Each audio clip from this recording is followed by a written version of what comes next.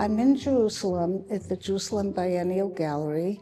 The exhibition, Can They See the Sky, opened last night with my granddaughter Lily Courtney and I sharing this incredible 100-year-old gallery that used to be the old Shaare Zedek Hospital. It's the original place that used to actually be a synagogue. It is the biggest surprise to me in my 50 years of painting what ended up being this exhibition. It all started with my granddaughter and I starting a dialogue in paint when she was 16 years old. She next month is 18. And to our great surprise, the war in Israel had started, and my granddaughter calls to tell me she did a painting called Can They See the Sky? And I said, I don't believe it. I did a painting, Can They See the Sky? And the title comes from the fact that we were painting during the wartime in Israel, which is still going on. And I was telling my granddaughter at the time, before we did these paintings 8,000 miles apart without either of us knowing, and then there's another painting we'll be talking about later, also was a surprise to both of us, that we were both painting looking for beauty and looking for light. My granddaughter, Lily, named after my mother, and she was very, very close to my father.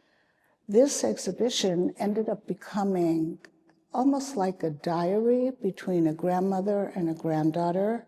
It became a generational story about a granddaughter's love for her great-grandfather, who was a Holocaust survivor.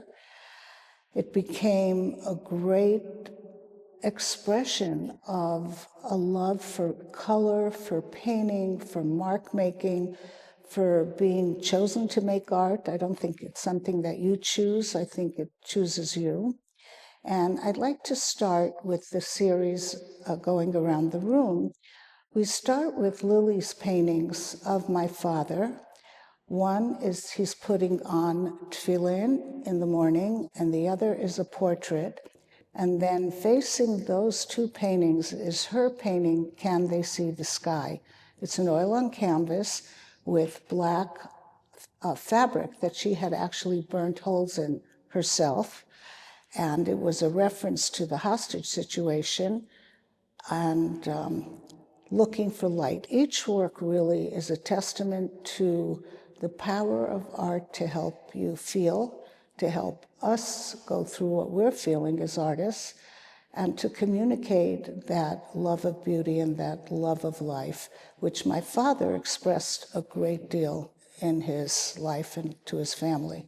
My father was 19 and was shot, left for dead by the Nazis in 1945, January Death March, and he lived to 97. So as we see in this exhibition, we start with the story, our story of our response to the hostages, the war. When I started the series, I actually was feeling like art was very irrelevant. Like, what do we need art now? But I like pushed myself to go to the studio, and I found this little drawing, and I just played with it. I just drew and drew and drew, and all of a sudden I see like a dove in it, and I call the painting, Where is the Dove? It's a little drawing, really, and it's written on the side. I start most of my work by writing what I'm thinking and feeling and where I am, and then the work creates itself. It's never predetermined, and my granddaughter works the exact same way. It's always a surprise. I do my paintings, white light, and Can They See the Sky, my oil on canvas, and When Memory Becomes Vivid, and Searching for the Dove. All these paintings expressed this time. It held the moment and the emotional feel of the country, of the people, of what was going on in the world. During this time, my father died. Lily and I took it quite hard. It was hard for us because my father was really part of our daily life. Lily visited my father during COVID. My father and I spoke every day. During this time, I did 3 works on paper called Shloshim, which was during the 30 days during which my father passed away, and I was in mourning, and Lily was also in her grief. She started the red fields in Israel of poppies during the spring, And I didn't realize I was doing something very minimal called Inside the Flower, also dealing with the red poppy. Hers is full of life and joy and exuberance and youth, and mine is the essence at this stage of having lived a long life, thankfully, but it's the essence of the poppy.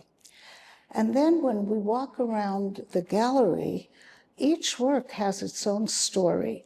After my father died, I started traveling, and as I was preparing for the trip leaving Jerusalem, I noticed a small flower growing out of Jerusalem rock. And we get to Spain, and I see a flower growing out of a rock. And it woke up my mind to the reality that a flower is actually stronger than a rock, and my love for flowers is indescribable. I write about it when I paint till there's no more words left about it, and then I start to paint the flowers in one abstract form or another. This painting, How Can a Flower Grow Out of the Rock, found the most incredible place here in the gallery because one of the original 100-year-old walls, a brick, is where the flower is installed, the flower collage.